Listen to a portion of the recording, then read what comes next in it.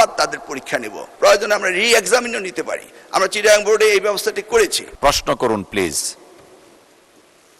জি, মাননীয় স্পিকার, আপনাকে ধন্যবাদ। আমাদের প্রাকৃতিক দুর্যোগ এটা বাংলাদেশের খুবই একটা স্বাভাবিক ব্যাপার। সেই প্রশ্নে এখন আমাদের শিক্ষার্থীরা গত কালকে সহ যে ক্ষতিগ্রস্ত হয়েছে সে বিষয়ে তাদের বিশেষ মূল্যায়ন সহায়তা ব্যবস্থা এবং তাদেরকে দুর্যোগ প্রবণ এলাকায় এখনও যে বিকল্প পরীক্ষা কেন্দ্রগুলো আছে যেগুলো এখনও পানির নিচে, সেগুলোর ব্যাপারে বিকল্প কোনো ব্যবস্থা হয়েছে কিনা।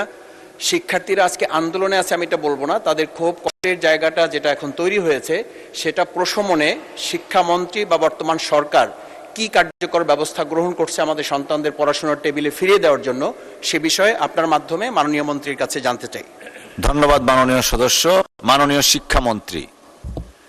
মাননীয় স্পিকার, আপনাকে অশেষ ধন্যবাদ। মাননীয় সংসদ সদস্যকে, আমাদের সকলেই আমরা উদ্বিগ্ন এই মনসুন সিজনের পরীক্ষাকে নিয়ে।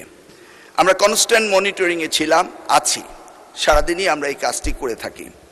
সেখানে দেখা গিয়েছে কোনো কোনো কেন্দ্রে যদি পরীক্ষার কেন্দ্রগুলিতে পানি উঠে থাকে তাৎক্ষণিকভাবে আমরা কেন্দ্র সরিয়ে দেই। লোকাল অ্যাডমিনিস্ট্রেশনকে এই দায়িত্ব দেওয়া হয়েছে। এ যাবৎ শুধু একটি কলেজ, কুমিল্লা সরকারি কলেজের বিষয়টি সবচেয়ে গুরুত্বপূর্ণ ছিল, যে কলেজের মাঠটা ভরে গিয়েছিল সেটা। তাছাড়া অন্যান্য জায়গায় যখনই পার্টি উঠেছে, যেটা তেমন বেশি নয়, গুটি কয়েক, এবং সাথে সাথেই কেন্দ্র পাল্টানো হয়েছে এবং শিক্ষার্থীদের যে সুবিধা দেওয়া সেই সুবিধা দেওয়া হয়েছে। এই ব্যাপারে আমরা সবসময় উদ্বিগ্ন ছিলাম। আমরা কন্টিনিউয়াস মনিটরিং করে এই কাজগুলি করছি।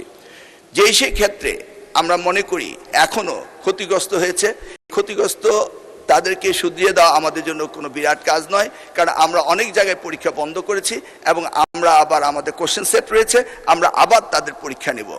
আমরা আবারও পর্যালোচনা করছি, যদি কোথাও আমাদের প্রশাসনের দুর্বলতার কারণে কোনো শিক্ষা প্রতিষ্ঠানে পানি ওঠার পর যদি পরীক্ষা না দিতে পেরে থাকে, এই জরিপটা আমাদের কাছে আসার পরে আমরা সেইভাবে প্রয়োজনে আমরা রি-এক্সামিনও নিতে পারি। আমরা চিটাগাং বোর্ডে এই ব্যবস্থাটি করেছি এবং সেই অবস্থান আমাদের রয়েছে।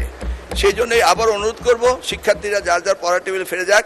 আমরাই উদ্বিগ্ন তাদের চেয়ে বেশি কিভাবে তাদেরকে আমরা পরীক্ষা সঠিকভাবে নেব এবং এই দুর্যোগ মোকাবেলা করব।